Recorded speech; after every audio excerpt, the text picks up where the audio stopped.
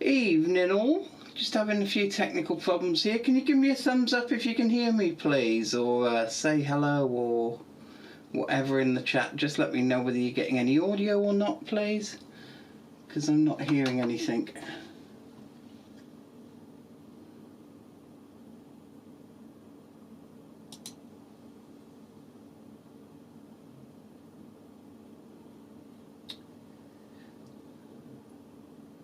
Cool, you can hear me, that's great. Rich hasn't joined yet, so at the moment you've got me, myself and I. I'm just checking I did send him the link. Alright, no I didn't. Control V, there. No, for some reason my keyboard has decided to die tonight, so I've had to get another keyboard out. So it's a bit all over the place at the moment with different keyboards in different places. Right, here's Rich coming in. And how's everyone doing this evening? Has everyone got their beer? I hope so. Tonight, Theakston's Old Peculiar. There we go. Can you hear me, Rich? Can everyone? There we go. Turn that one on and move that pin to second screen. Hopefully now everyone else can hear you as well. That was fun. Tonight the USB all decided to stop working, so we had no keyboard, no mic and no audio going out to Zoom. So hopefully we're all good now. Yeah, we can hear you. So everyone's watching, everyone's good. Did you have anything you wanted to chat about before beer tonight, Rich?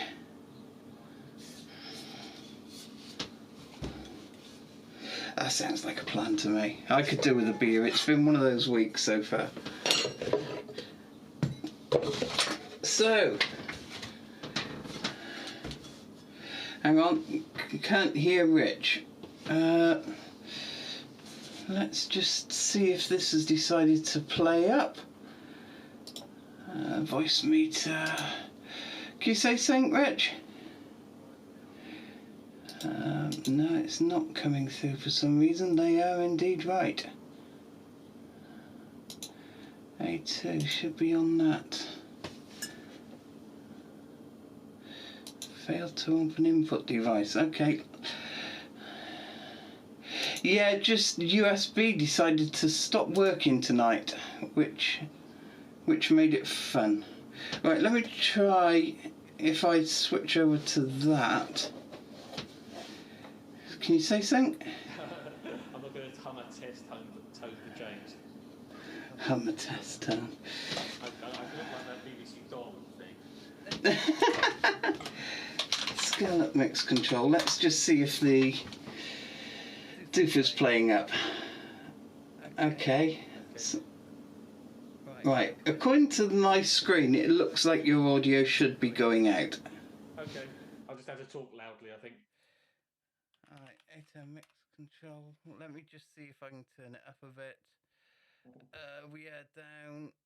If we turn that up, up, up, up, up, up, up, up, up.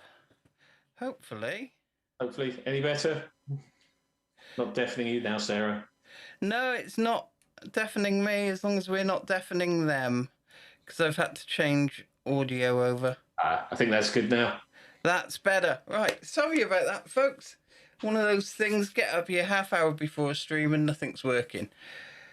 But we still got on the air. Right, Theakston Old Peculiar. Let's have a beer. Yeah, skill on the important stuff. Alright, so before I do any more, let's just get the style guide link and get that out to everyone.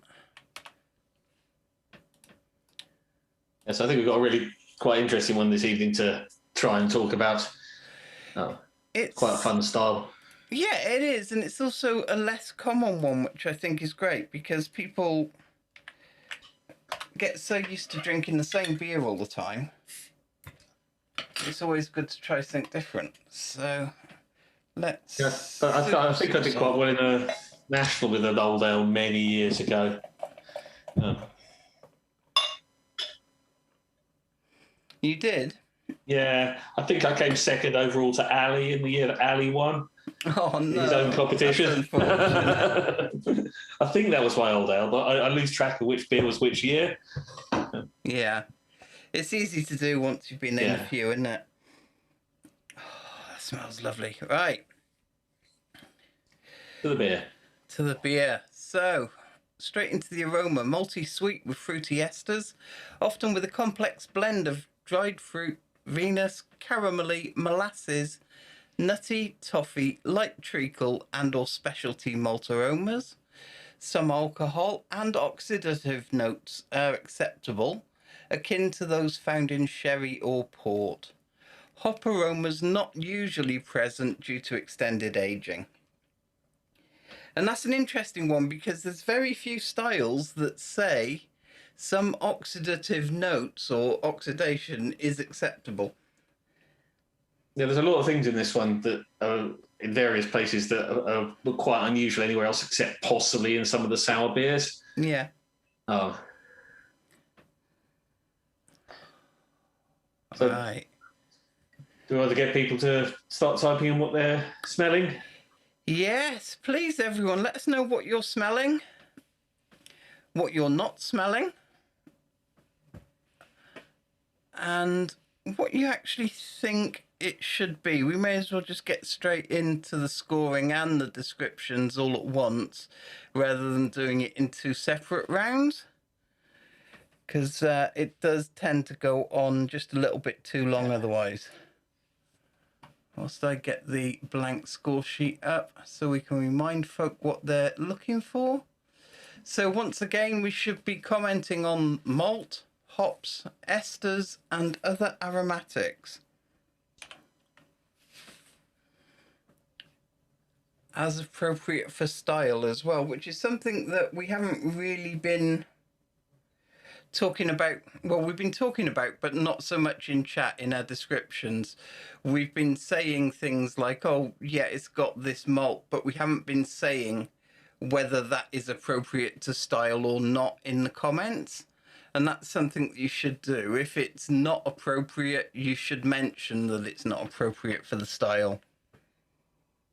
Yeah, I like the mention of some prune and plum from, well, Letterbox Workshop. That's a good name. Pardon me. I try not to cough without muting the mic normally, but I don't want to play around with the mic too much because of the audio problems we've had. So, right, let's get the chat up and have a look. Yep, ripe plum prune aromas.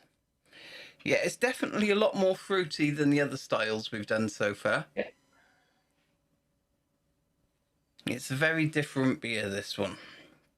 Lovely descriptions from James there, pulling out some aromas. Molasses, some caramel, biscuit behind them. A touch of mint. And slight piney hop aroma. I think mint's an interesting call. I'm struggling. Maybe it's related to sort of piney. I'd definitely go with a piney. Yeah, I can get a bit of piney in. Yeah. There's some interaction which could hint at mint, I suppose. Yeah, yeah. Now I've read the word, you automatically start smelling it. So I can see it not being completely off topic. So I mean, there is a hint of it. So or something that hints at it. So Eugene says malty caramel with raisin, a little sea salt. Interesting. Once again, it's worth mentioning, worth people trying to put in the sort of level of the aromas they're getting. Yeah, definitely. What it is, what type it is, and how much of it.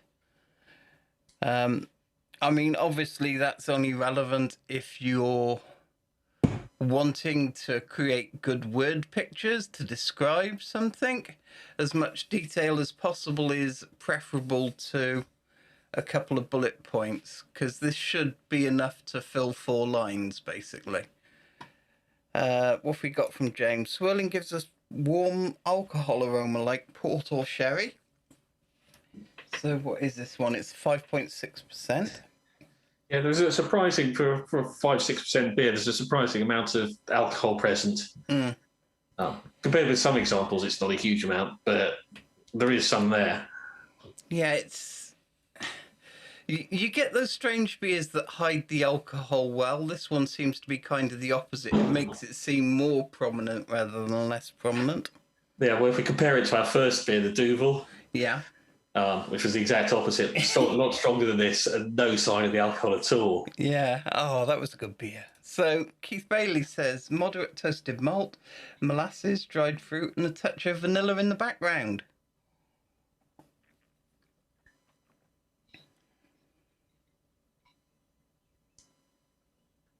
Yeah, I could definitely go with a little bit of vanilla there.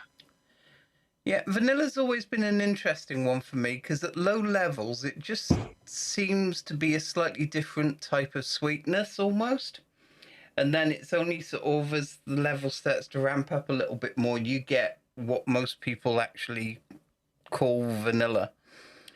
But yeah, this is a little bit more than just the sweetness. It's got a tiny bit of that aroma and flavour from it, actually. Where are we? Is this wood aged or anything? No, there's a version you get that's wood aged. Yeah, that must be the one I was thinking of. Yeah, I think it comes in these nice little barrels from memory. Oh yeah, that's right. Yeah. Yeah, I think a couple of people have grabbed them to refill with things. Yeah, I think James has got one. I think they're old peculiar barrels. So Richard's got nutty toffee, sweet malt aromas, light whiff of dark rum / alcohol, some raisin, dark fruit cake, and vanilla. Yeah, it's certainly got a lot going on, especially compared to, say, the Duvel. Yeah, there's people approaching one of my stands here. We've got Christmas pudding, we've got fruit cake. Yeah, that will be early on my list of descriptors for this, and even Madeira cake. That's quite a good one as well. Yeah. Very slight sherry notes from Matt Ellis. Definitely fruity, but can't put finger on it. Caramel and molasses in there. Maybe getting a hint of licorice.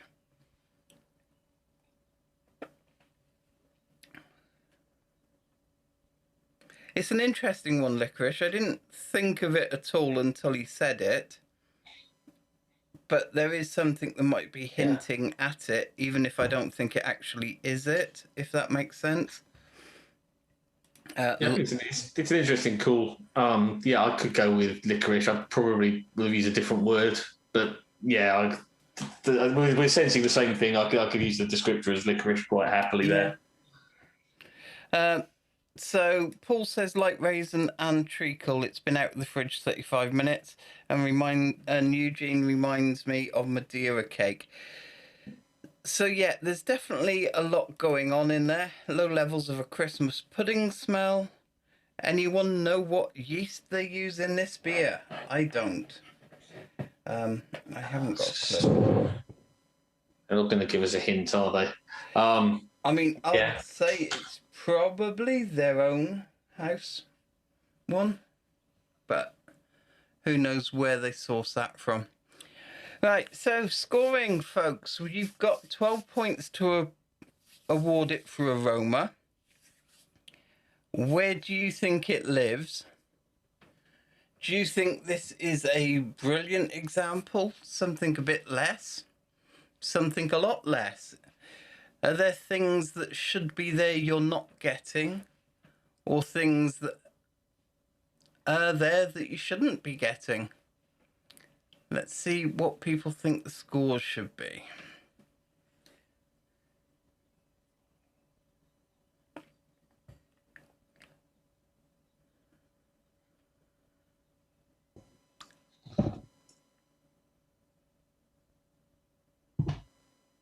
while people are putting their scores in, we were briefly talking about yeast. I assume if anyone hasn't seen Mr. Malty, which is Jamil Zainashev's yeast chart of what's what, it's a little bit out of date, but it's worth knowing to know the assumed origin of each of the commonly available yeast from the major manufacturers. Mm-hmm. I think there might be some newer versions kicking around now, but I've stuck a link in the chat for those who are interested. I can't see a Theakston's in there at the moment. Okay, I'll have a look in a sec because it's not come through for me yet. But then again, my chat always seems to lag because I'm doing the streaming. So yeah, we're getting 11s, 10s coming through. 11, I think, out of skew. Can't fault it. Yeah, definitely getting some 11s. I think I saw a 9 from Letterbox Workshop. What would you like to see more of or less of Letterbox Workshop to make up those other 3 points? It's always good to actually give a reason for anything more than like 1 or 2 points. So it's like maybe, I mean, I'm not saying it for this one, but maybe you think that the malt isn't appropriate for the style or whatever, or perhaps the recipe needs some tweaking or something. It's always good to just explain what you think justifies a score. Yeah, James is mentioning low levels of diacetyl. Yeah, it isn't mentioned in the aroma, but it is mentioned down in the flavour. Yeah, diacetyl low to none is in the flavour section there. Yeah. No fruity esters apparent for Alan. Okay, yeah, we've had quite a lot of people mention things that like raisin and prune and things that are usually a mix of malt and yeast derived. Yeah, so we're certainly getting the dried fruit and Venus fruits. A lot of the time, esters tend to be more your fresher fruit rather than your dried fruit. Things like pears, apples, palm fruit, maybe bananas, things like that. There's a lot going on in this beer. There's a lot of fruit, so I'd say it's a combination of yeast-derived esters and from the malt. Yeah, I think so.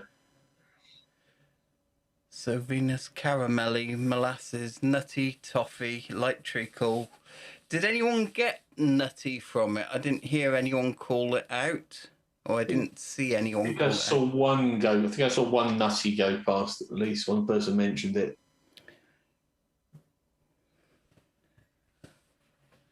Cool. Well, anyway, it looks like we're 10s and 11s mainly, I think. Dan says, reason I was asking about yeast is not really getting fruity esters, so a 10 from me. Yeah. Alcohol on the nose is very slightly harsh, but it would age out. I actually don't know how old Peculiar is, if that makes sense. Yeah, I suspect it isn't very old, given the amount they're running through. Yeah, I know, Fuller's 1845 is 100 days. Yeah. And they might have a big store for it. But it depends how it's stored as well as how long. Indeed. Yeah, so, I'm guessing no sound. Sound is fine here. Okay, so it looks like Eugene's system's giving him fun. It's not just me. Right. So yeah, my take on this is it's 10 to 11. Again, as a couple of people have pointed out, the style guide definitely calls for multi-sweet with fruity esters. I'm getting some combination of fruit from yeast-derived characteristics and malt, but there's nothing that I personally would shout out fruity esters from this beer. So yeah, I can totally agree with that. Yeah, I think I agree. I'll be in the same sort of region, probably closer to 11. I think it's, a little bit more esters will be nice, and the alcohol's a little bit pokey. Yeah. For what it is. It's not really like, what's the description? Yeah, akin to those found in sherry and ports. The alcohol level there, it's just a little bit more than that. Yeah, it's certainly not hiding its alcohol well. Yeah. Okay, moving on then. Appearance. Let's just freshen up the glass.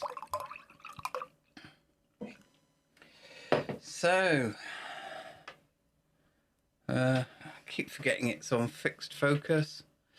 There we go. So, what are people thinking of the appearance? It's only got 3 points to give. So, if you tell us what you're getting and your score out of 3, that would be amazing. Oh, it's a lovely colour. I don't know if that's going to come out on camera. But it's a gorgeous colour. It's fabulously clear.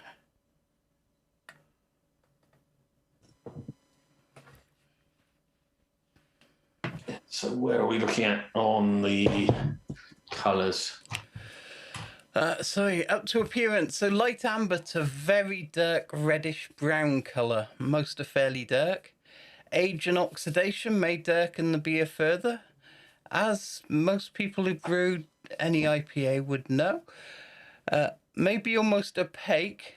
If not, it should be clear. Moderate to low cream to light tan coloured head.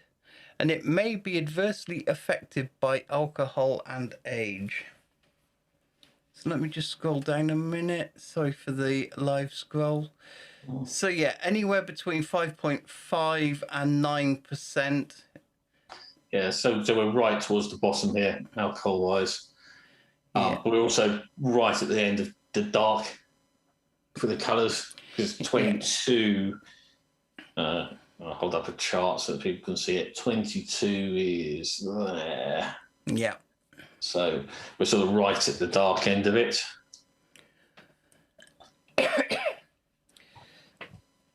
So yeah, the sort of thing I'll be looking to say here.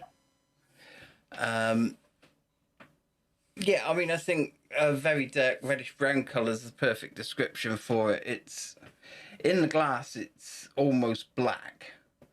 But if you look at it with some light, it's got a lot of ruby tint to it.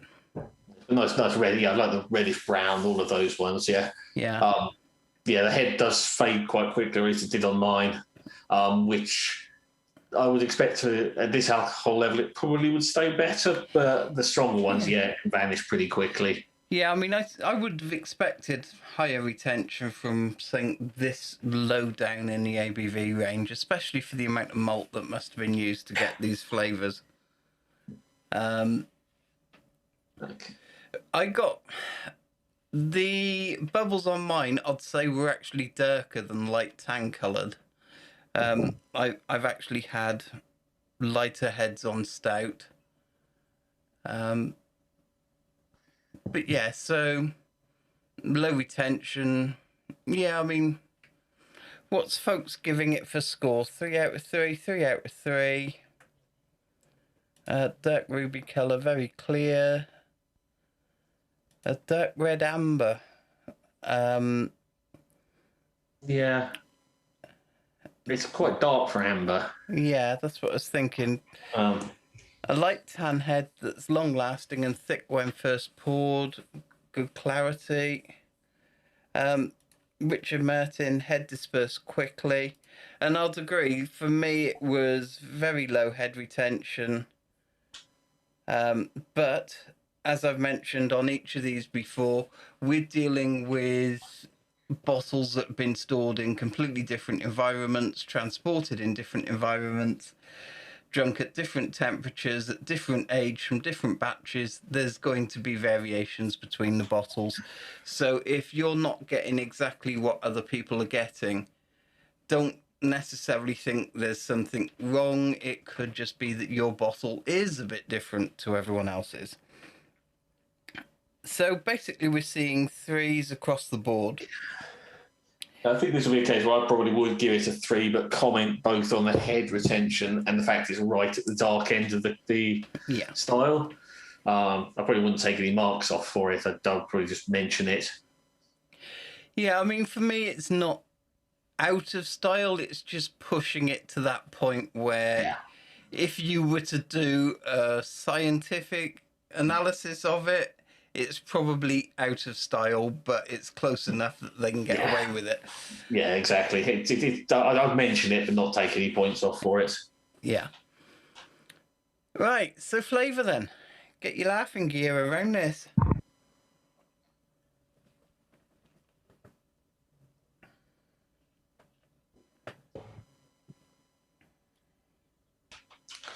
And straight away, I want to start shouting out descriptors. That's the hardest thing to do, isn't it? Restrain ourselves. Let's see what people are getting.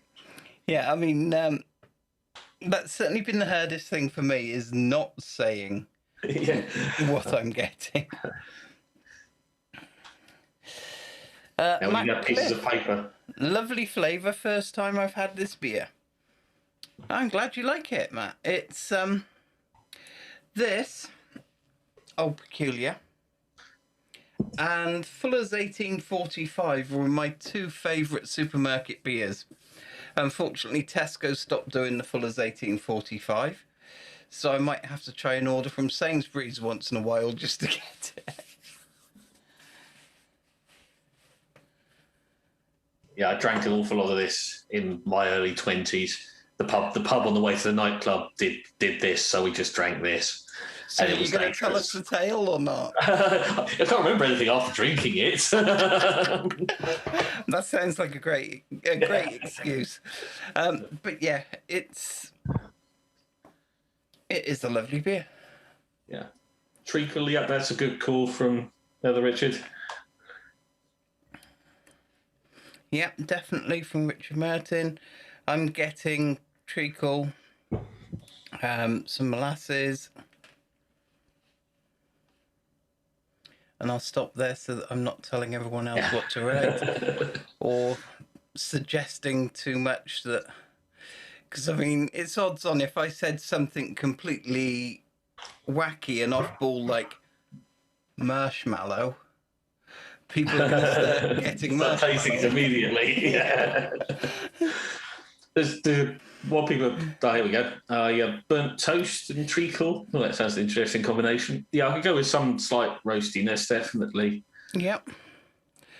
Medium sweet. Oh, hang on. This is a good one from Richard. Medium sweet malt character, very light milk chocolate with a nutty edge, light roasted dark malts leading to a sweet lingering molasses, and taken over by a warming alcohol rum/sherry flavour. I would say 10 out of 10 for that description, personally. The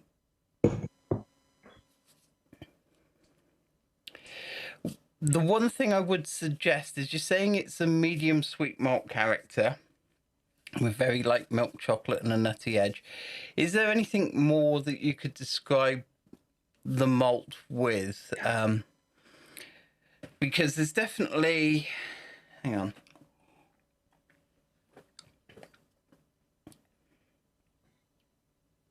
I mean, don't get me wrong, that is certainly the sort of description that would get you a pass. But let me just find something a minute, because I have here a resource that I found the other day that I had completely forgotten about. And I'll show you. Let's open this up. So this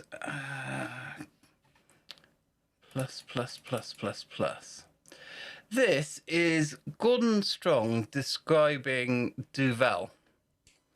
Fruity, spicy, sugary flavours, very soft malt, pears, oranges, light spicy alcohol, medium high bitterness, medium low hop flavour of spicy and floral, significant phenolic, fruity yeast character, spicy, sweet, fruity alcohol / ester flavours, last into a very dry finish, lingering dryness from alcohol and phenolics. So that is a Grandmaster's description of Duvel. And that's not the sort of description I can write about a beer. Yeah. Getting better at it, but yeah. Yeah, there's a reason I am not Grandmaster. But yes, it's the level of description and word pictures you can paint with more experience is amazing. Yeah, it's definitely worth looking at some of those example score sheets that there are online. A quick search will find you a few of them. Yeah. I hadn't seen that particular one, but I know there was some more. There's quite a few of the Grandmaster score sheets up there, and example ones. Yeah, definitely. I'll see if I can find a link and pop it up in chat.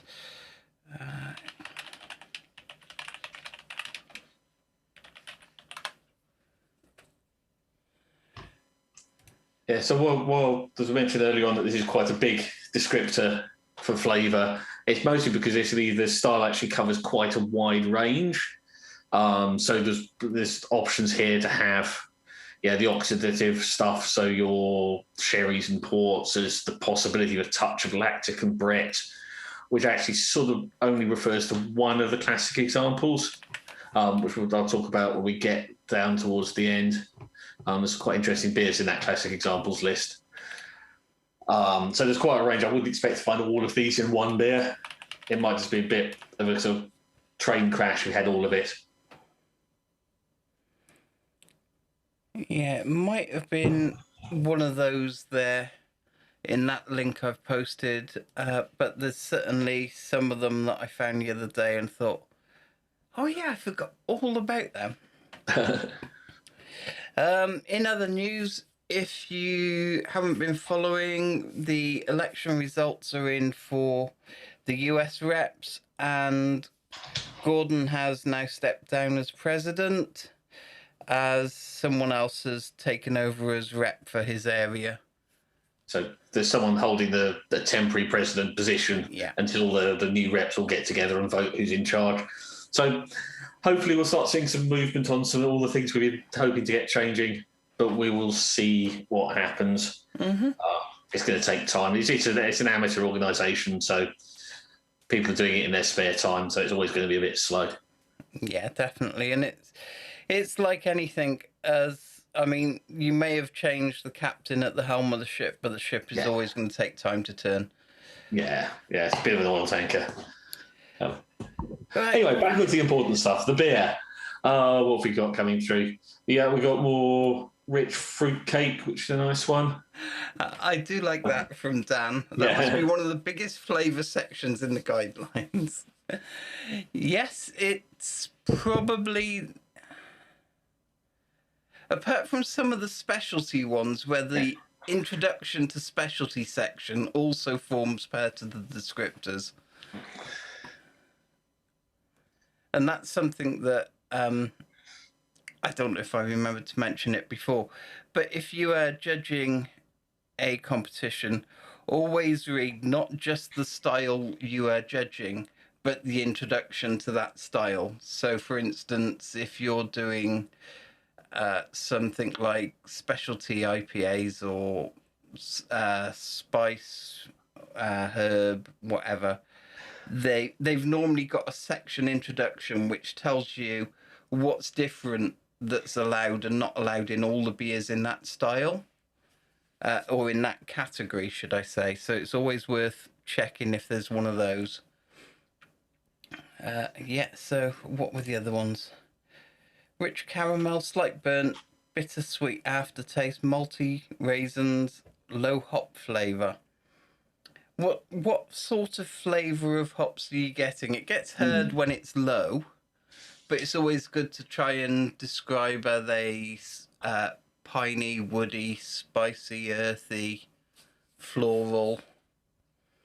Yeah, if we just get, it's important. So single words usually have something like fruity, and maybe you can talk a little bit about whether they look long lasting or not. That kind of thing is also worth throwing in. Yeah. And I like the caramel with a slight burnt, bittersweet taste. Yeah, I could go with the almost burnt sugar thing going on there.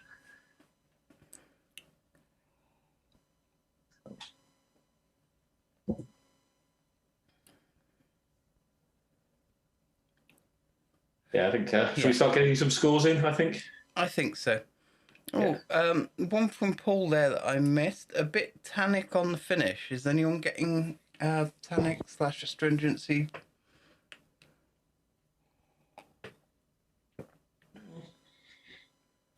There's a little bit of almost roasty on the finish. Yeah, I'm with you, Rich. I'm getting roasty. I'm not getting... I'm certainly not getting too much tannics or astringency or anything like that, but I'm definitely getting some roasty character. Okay, so scores coming in as 17 from me on this. Looks like some of the other beers we've had, it's slightly muted on flavour, but only in the context of this style that I expect to be big. It's better on cask. Yeah, I agree with you. It's better on cask, but yeah. A lot of these more classic styles really are. The cask was where they were born, basically. Yeah. Apparently, Lucy says burley sugar. Yeah, that sort of works as a description of the sugary element of it. And Alan says, I'm getting some lovely malt characters, but I'm still not getting fruity esters. Getting a low floral, earthy hop flavour. Yeah, I'm getting some... a little bit of earthy, a little bit of woody. Yeah, a little touch of spicy, maybe. Yeah. It's got a bit of it all, really. The only thing I haven't got any of is floral. I haven't got any floral at all.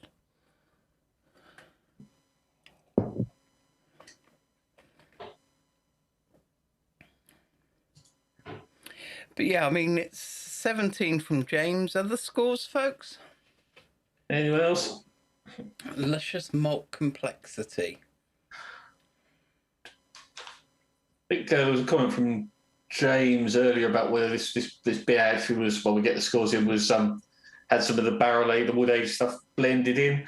I don't know about this one, but yeah, one of the other classic examples, if you get hold of it, where's the list, is Strong Suffolk, which is the only good beer Green King ever make. If you can get hold of it, give it a go, because that has some effectively foeder aged blended in with a load of Brett in it, and it's really quite nice if you can ever get hold of it. They only release it very rarely. But if you can try it, it's the only reason to drink Green King beer. I mean, the one thing I would say is Green King has been a gateway beer for many. Yeah, I'm slightly teasing them, but they are a bit ordinary. Yeah, I agree. They're not beers for hopheads. Yeah. I mean, the standard joke is that they use a lot of hops in IPA, but they use them for about 25 batches of it. Yeah. But the truth is that compared to most of the stuff you get behind mainstream beers, it's actually it's the most approachable thing to decent beer. Yeah. So yeah, we're getting 17s and 18s, a 16-17 from Paul O'Hare, 18 from Eugene. I think Matt Cliff sums it up for me. It's 17-18-ish. I agree that the flavours are there, but they're not quite as bold as I would expect. The style does call for medium to high malt, and I'd say it's borderline medium. Yeah. It's like the opposite of the colour. It's pushing it to the low end instead of the high end. Yeah, I'm getting nutty. I'm getting caramelly. I'm getting molasses. I'm just not getting as much as them as I take that the style says there should be. Yeah, I don't think you get a homebrew example of an old ale at 5.6%. You tend to get them more like 7 to 10. I know 9's the top of the list, but probably 10. So they all tend to be a chunk bigger than this. Yeah, I totally agree with you. And I think that the only reason for the wide range of alcohol in the guide at the bottom there is because of this particular beer. I think nearly every other old ale I've ever had is significantly more potent. But then again, we're talking commercial beers here. What they do is up to them. It doesn't matter what the BJCP says. They can brew what they want, call it what they want. It's just not going to necessarily do brilliant if they enter it into a competition that's judged against BJCP. In this case, I'd say they've done a pretty decent job. Yeah. 17, 18 seems about right, but yes, I'd like to see the malt character be more prominent.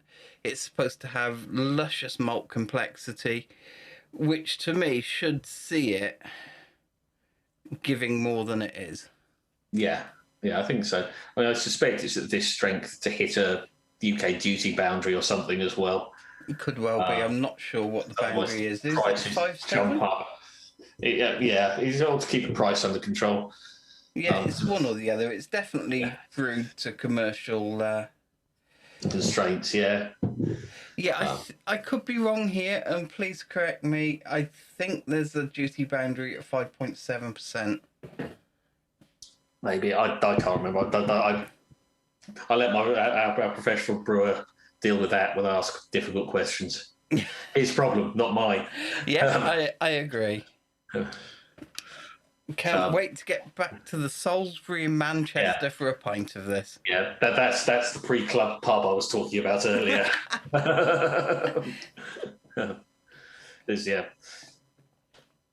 When I was at nightclubbing age, all of Manchester's good nightclubs were just around that area, a bit further into town, and that was on the way. Cool.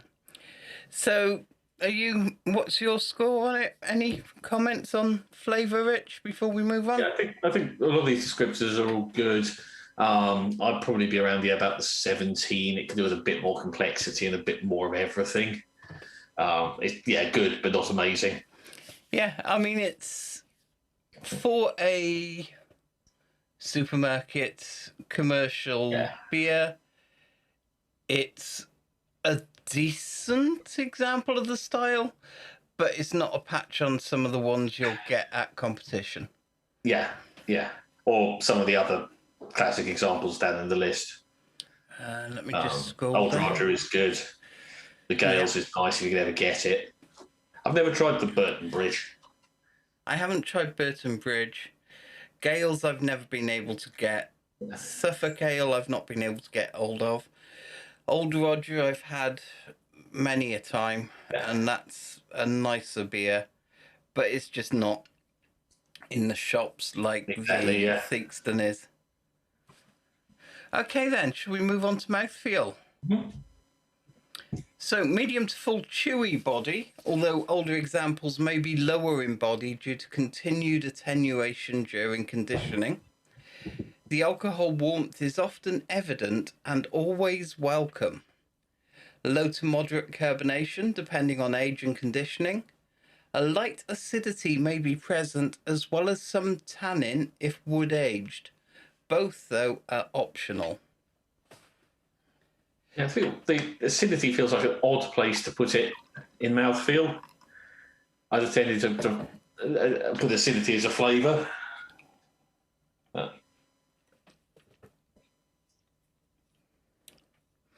It's definitely got a flavour component. I mean, I'd say at light levels, it should. So you should. At light levels of acidity, you shouldn't really know about it in your mouth, if that makes sense. If you've got something like a sour beer with moderate to high acidity, then yeah, you definitely feel it. Yeah. I made the mistake of my first ever sour beer. I was at the Tiny Rebel, or what at the time was Cardiff Craft Beer Bear or something, but Cardiff's Tiny Rebel, and it was just before I walked across the road into Millennium Stadium for the beer festival, and they had a sour on, and I thought, well, I'll try a sour, and it was the Colonel's London Sour, and it stripped my mouth. I only had a third, and I couldn't manage it all. It was that acidic. Crikey. So, medium to light body, says Richard. Come on, refresh. Yeah. Medium to light body could be due to continued bottle conditioning. Alcohol warmth comes through with an attenuated, roasty, drying, lasting finish. Again, may be due to continued bottle conditioning. Yeah. Part of me thinks that this beer hasn't got enough alcohol for anything to have had any significant bottle conditioning. Yeah. I could be wrong, but I've got a feeling that the old is in the name, not in the age. Yeah, I'm not seeing any yeast in there. There might be a little skin. So, I mean, I think it is fairly fresh beer. Yeah. It might have had a little bit of age in tank somewhere, but...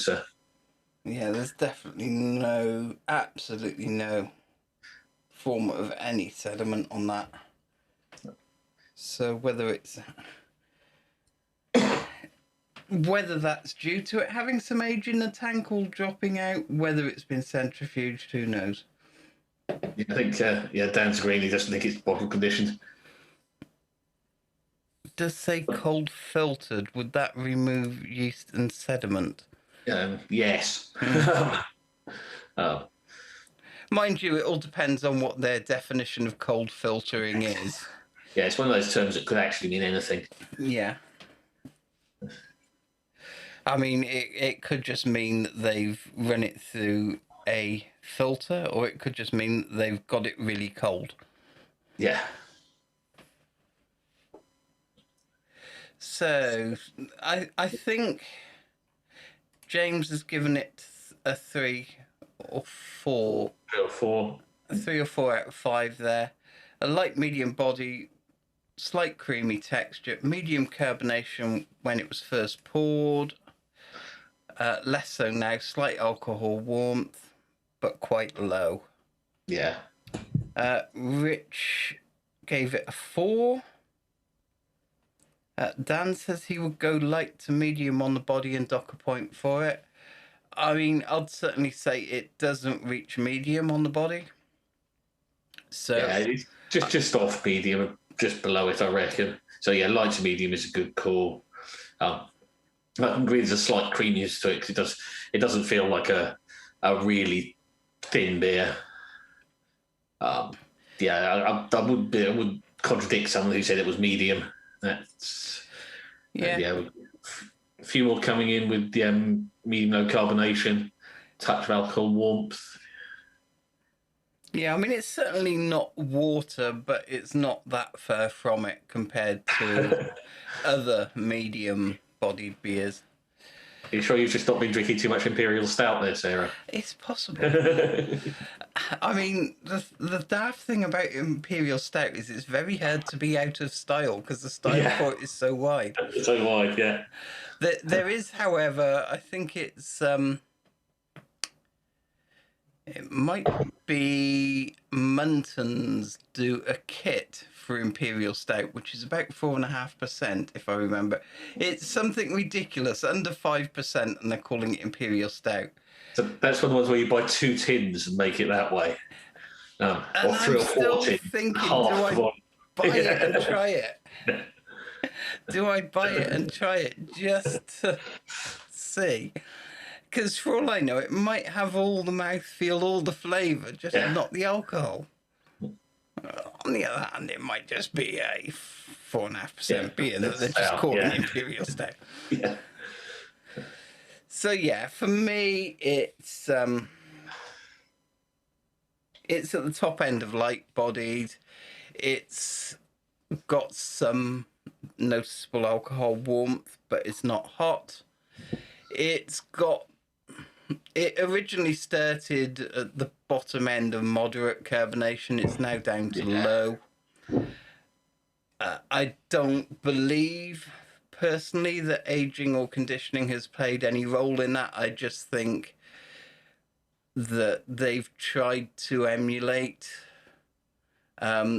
cask in a way by going low in the carbonation to begin with, so it doesn't really hang around at a moderate level. There's no acidity I'm getting. I'm not really getting any tannins. If it was wood aged, then yes, you could get a bit of both of those from the wood aging, but I wouldn't normally expect it in a non-wood aged beer. For me,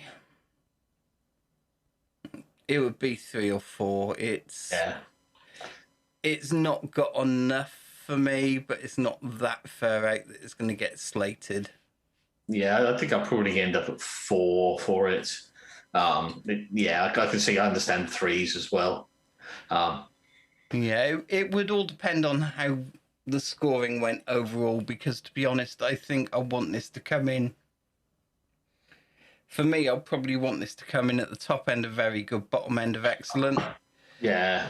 So I'll be tweaking the scores to hit that about 38 point-ish overall, I think, for me. And that's just the way I do it in my head. Everyone's got their own scoring methodologies. We talked about them in an earlier session. Hang on, no, the camera's mirrored. In an earlier session. So yeah, for me, it's like I kind of look at that scoring guide and go, yeah, overall, I want the beer to fall in this region, and then make the scores hit that. Yeah, I tend to do the scores first and then adjust them if I've missed where I think it should be. Yeah. No, I'm with you there, and I normally do that with the lower point ones. So, for instance,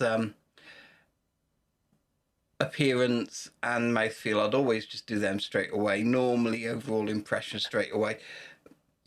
And then tweak with aroma and flavour normally, because I'm normally only a couple of points off where I want the beer to land. Yeah. But you always fill in these with a pencil when you're writing them anyway, so it's easy enough to adjust. Yeah.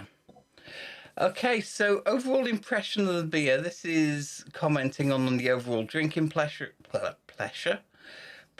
associated with entry and giving the suggestions for improvement. So we've got 10 points to award here. What I'd like to see is some comments on, did you enjoy it? What you'd like to see them change? Whether you feel it needs more flavour, body, alcohol, aroma. If it needs more of everything or anything, or... Let's see what people think. Add corn flour to thicken it up a bit. Are we doing hazy pales here?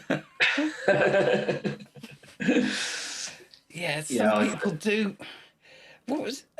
I'm supposed to be brewing a whip for this elusive competition, and I thought there's some things I want to do differently. I don't just want to brew the ingredients that I got in the kit and it be like everyone else's. So I already knew what I was doing with the orange. That was a given. And it's like, I just thought, let's just Google wit recipes and see what sort of things people do. And there's some people swear by bunging a cup of flour in there. And it's like, what the heck? So, yeah. I know that corn flour comment was said as a joke, totally. But there are some people who insist on bunging flour in beer. And it's just like... Stop it. Hmm. Yeah, you're going to make glue very quickly. Yeah. When people are typing in, we mentioned filling them in with pencils. We usually use some propelling pencils because wooden ones, well, obviously they smell of wood, which can obviously is a little bit more obvious aroma than that, and more likely to find in beer than plastic pencil. So yeah, that's what we do. We tend not to use wooden ones. Yeah. Question from Eugene: why do we do the score sheet in order as opposed to the way you actually score the beer? I think it's a bit that we all sort of do it slightly differently. Yeah. And we jump around a bit. I mean, in particular, you tend to do. I mean, my personal order is a quick glance at appearance, then aroma. I usually score appearance at that point. Then fill in the words on aroma and flavour and mouthfeel, and then start thinking about the scores and come back up and do the scores. And then do overall impression, because then I'll know what I'm trying to say is doing better and give a final score in there. Something like that order. But it is quite jumpy around how I actually tend to do them on the day. Yeah. So I think it'll just we tend to be jumping up and down the sheet a bit more than is really practical for something like this. Yeah, definitely. I mean, for me, I immediately look at appearance because I want to note how the head pours, and because often you'll find that a beer might have low head retention, and it's very hard to comment on what the head was like if it's already gone. So I look at it straight away and then get straight into the aroma, because there's a lot of very volatile aromas that you can lose within seconds of pouring the beer. So straight into aroma, spend the time on aroma, then come back to writing in the appearance is the way I do it. Yeah. That's what works for me, but you will come up with your own methods. There's no right or wrong one. If you want to turn around and step down the bottom and work up, feel free. Just be aware that the beer changes over time and you will have lost a lot of the more settled aromas by the time you get up to the top if you start at the bottom. Yeah, I think that's what we're mostly trying to do, is get the ones that are the things that are more transient done quickly. So yeah, head, then onto the aroma, and then back to the appearance. So because then you'll see whether the head's faded. Some nice comments there from James. It's a very enjoyable beer. A higher ABV may carry the flavour better. Wood aging it may fill in some of the gaps. Would finish the pint off and would love the recipe.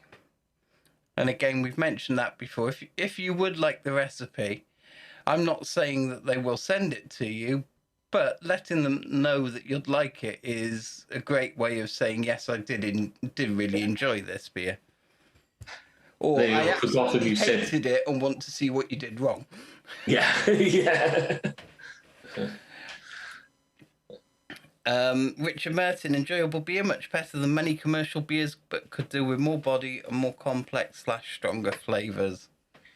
So yeah, just back on the query on the process there. What we normally do is we do fill in the sheets on our own, and then come back once you filled in the sheets and given the scores, and compare the scores, and sometimes go into a lot more detail. I mean, if we widely diverge from each other, then yeah, we'll spend a lot of time discussing it.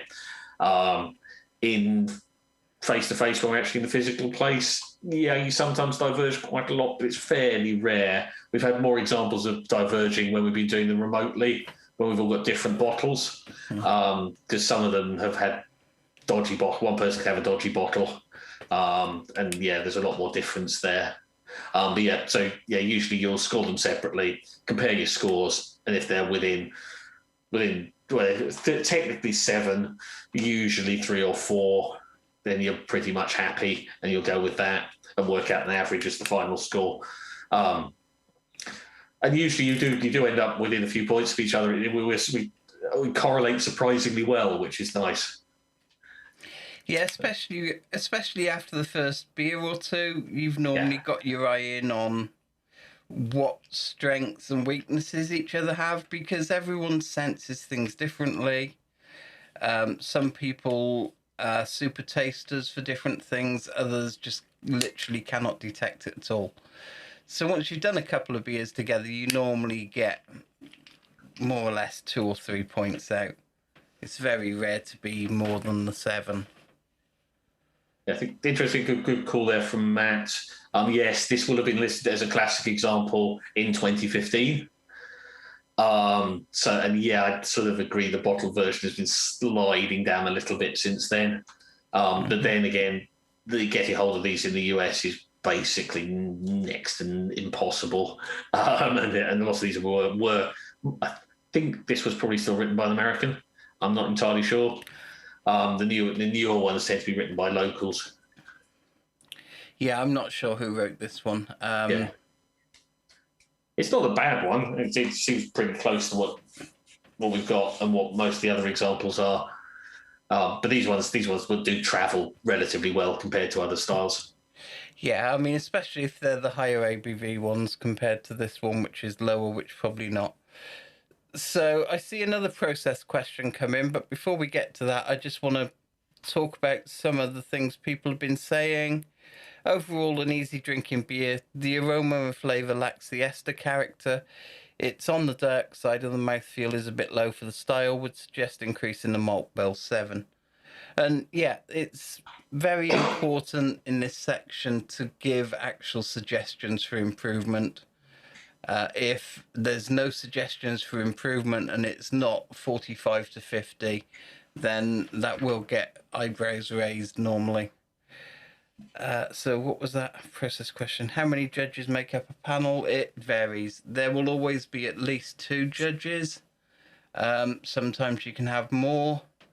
And then if there's multiple pairs of judges judging the same style or the same flight, there will then be a mini best of show where you have at least 2 different judges from different pairs, if not multiple different sets of judges, all rejudge the beers just to say which is the best one to put forward. When it comes to best of show, it varies from competition to competition depending how many entries there are. Best of show is normally at least 3 judges. However, it could be 2 in smaller competitions, and that's when you get to try all the best beers out of every beer that's been entered. Getting invited to judge best of show is a huge honour and privilege, and next time I get invited, I'm going to let someone else do it. I don't need any more judging points, so it's like I'm quite happy to let someone else have them. Yeah, it's good fun to do, but if you are there judging a competition with your beers in it, not getting invited in is a sign you might have a beer in it. Yeah, sometimes a nice positive thing. I mean, the strange thing is the only time I actually know I had a beer in best of show was about the only time I didn't just stroll in there to see what they were doing.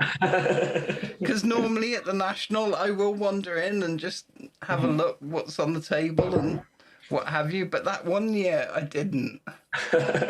So, yeah. Yeah, so where are we going? Yeah, great beer. Yeah, okay, yeah. Unfortunately, yeah. Jimbo needs to go out and buy one at some point just to taste along in playback. Yeah. Well, it is a good beer. It's, how can I put it? As I said, from my overall impression of it is about a 7 or 8. It's not, whilst it's in style, for me, the low ABV is the beer. It needs more malt complexity, more malt flavour and aroma. It's got, there's hop there, that's fine. It's not out of style for that. But the luscious malt complexity and the mouthfeel just isn't there. Increase the malt complexity, increase the body, and consider maybe a little bit more carbonation, because for a bottled beer, it's not got enough. If it was cask, it's got too much. That's my take on it. Yeah, I'd probably be around the S7 is probably about right. Yeah, I think it's mostly on the mouthfeel and just the level of complexity there. It just needs a bit more of something, especially on the flavour. The aroma was more interesting than the flavour was. Mm-hmm. Totally agree. So, if you ended up with an overall score, wrong sheet. If you ended up with an overall score somewhere between 35 and 40, maybe 43, I'd say you're in about the right ballpark. If you're above 43, I'd say you've got a nicer example of the beer than I have. If you were below 35, I'd say you've probably got a worse bottle than I had. Yeah. Yeah, I reckon that just doing a quick mental arithmetic, I think I'd end up at like 39, 40 odd for that. Yeah, I mean, that sounds perfectly reasonable to me. I mean, I don't pre-drink these beers normally before we come on. I know Rich likes to try it in the week and make some notes. I failed miserably this time, so... You're already well experienced with this beer. Yeah. Does it taste different to how you remember it? That's the question, because that's some time back you were clubbing, yeah. I'm thinking. It's definitely a different beer and bottle than it is on draft. And yeah, I think it's got a little bit less interesting with that, maybe the rose tinted memory of doing fun things while drinking it. Or it could be that the beer's actually changed. I know, for instance, Ringwood had to reimagine some of their beers and change them quite a bit, where Merston's took over to hit budgetary constraints, shall we say, and things like the 4X got significantly weaker and things like that.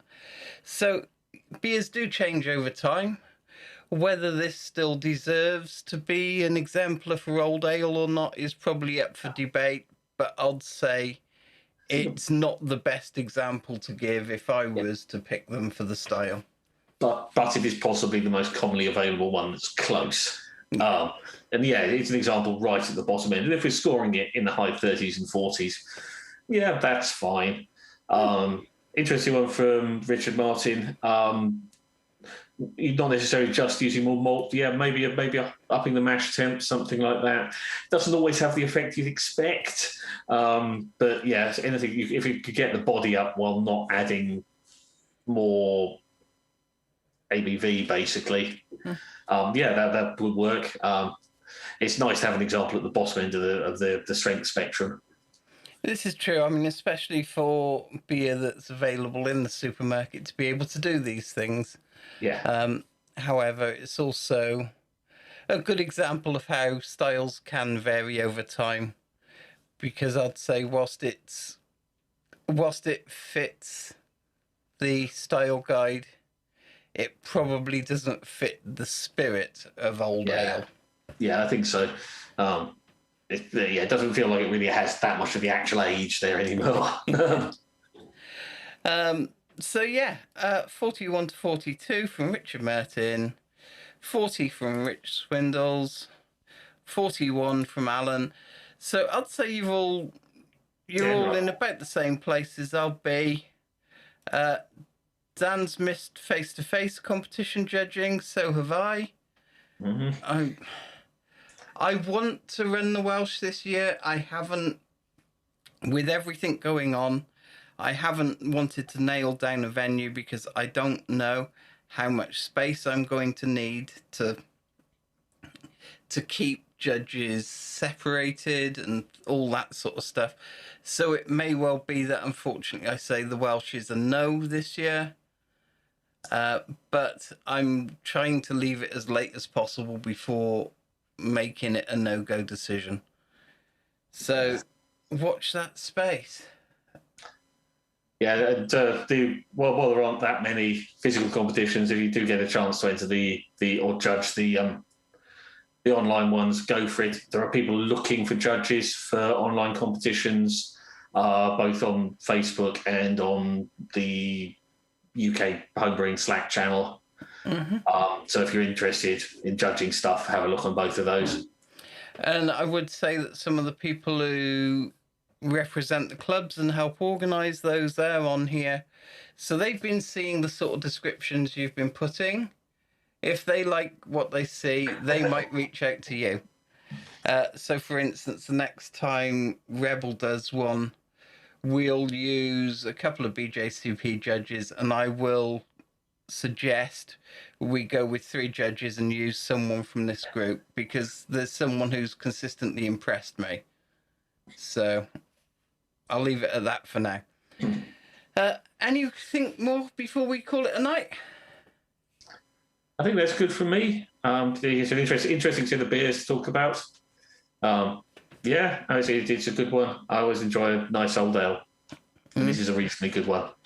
Yeah, it's not a bad beer at all. It's one of the more interesting ones you can get at the supermarket. And it's nice to see like the opposite end of the scale to these ultra modern things that everyone's putting out now. Matt Cliff says next week is Newkey Brown. I will double check because I got it wrong before, didn't I? Yeah. Next week, 10th of June is Newkey Brown. Yes. We're running through my going out to nightclubs. That was one of my earlier in the evening beer. Because it's a beer when you go to a shit pub, you know it's going to be at least okay. It's an interesting beer. It's one that I always disliked or dissed, shall we say. I wasn't big on it. And then I actually tried it when I started judging, and I thought, this is actually a lot more interesting a beer than I remember it being in the past. Yeah. So, yeah. Newcastle Brown next week. Grab yourself a bottle. Yes, it will come in a clear bottle, which is the first one we've had in a clear bottle, actually. Yeah, that'd be interesting to talk about. Yeah, it will give us a topic. Anyway, so there you go. Thanks for watching, everyone. Thanks again, Rich, for joining me. Yes, thanks, Sarah. Thanks, everyone. And we'll see you all next week. Bye.